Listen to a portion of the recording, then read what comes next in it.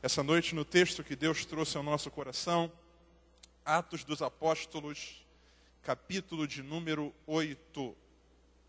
Atos dos Apóstolos, capítulo de número 8.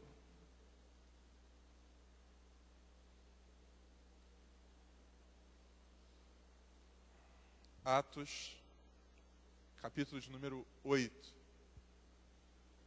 O texto que nós vamos estar meditando, a narrativa dele é bem extensa.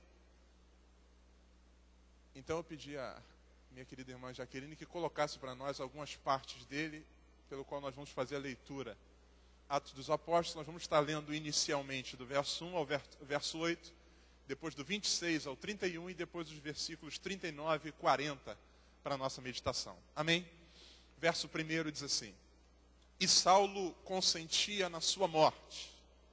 Naquele dia levantou-se grande perseguição contra a igreja em Jerusalém, e todos, exceto os apóstolos, foram dispersos pelas regiões da Judéia e Samaria.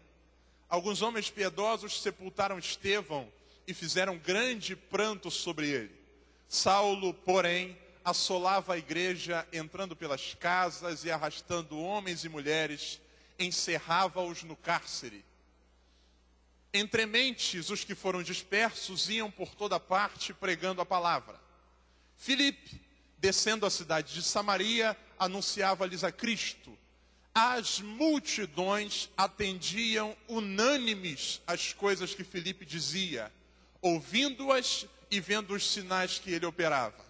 Pois os espíritos imundos de muitos possessos saíam gritando em alta voz, e muitos paralíticos e coxos foram curados. E houve grande alegria naquela cidade. Verso 26. Um anjo do Senhor falou a Filipe dizendo: Dispõe-te e vai para o lado sul, no caminho que desce de Jerusalém a Gaza. Este se acha deserto. Ele se levantou e foi. Eis que um etíope eunuco, alto oficial de Candace, rainha dos etíopes, o qual era superintendente de todo o seu tesouro, que viera adorar em Jerusalém, estava de volta. E assentado no seu carro, vinha lendo o profeta Isaías.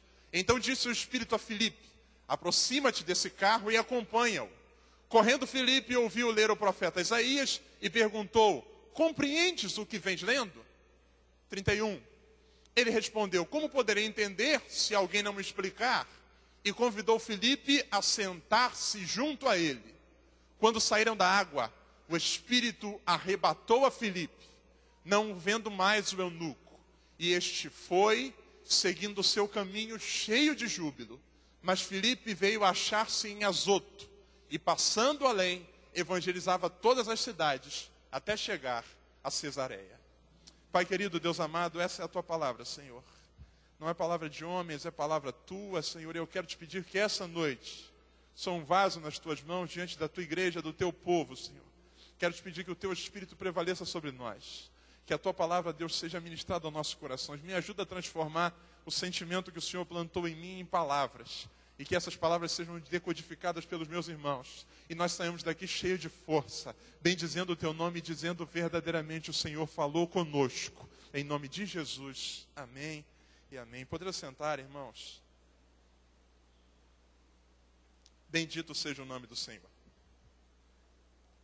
Esse texto que nós acabamos de ler, ele conta para nós, faz parte do livro de Atos dos Apóstolos, que conta para nós o início da trajetória da igreja, depois que Jesus Cristo é assunto aos céus. Conta para nós o início dessa igreja, que nós às vezes temos o costume de chamá-la de primitiva, mas que esse adjetivo só se aplica ao tempo que ela tem. Porque as atitudes desses irmãos, a forma como esses irmãos se organizam, a fé que eles têm em Deus, nos surpreendem. São lições que são atemporais, que hoje nós precisamos ler e buscar para a nossa vida. O texto que nós lemos começa no capítulo de número 8, quando a Bíblia narra para nós o final de uma história trágica envolvendo essa igreja. A Bíblia diz que um dos discípulos, um dos homens que estavam participando dessa igreja, servindo na diaconia, chamado Estevão, A Bíblia o classifica como um homem cheio de fé, um grande homem de Deus. Esse homem, por conta da perseguição que se aplaca contra a igreja, esse homem é sentenciado à morte. A Bíblia diz que ele é apedrejado e morre. A Bíblia, lá no final dessa narrativa de Estevão, conta para nós os detalhes da morte desse homem.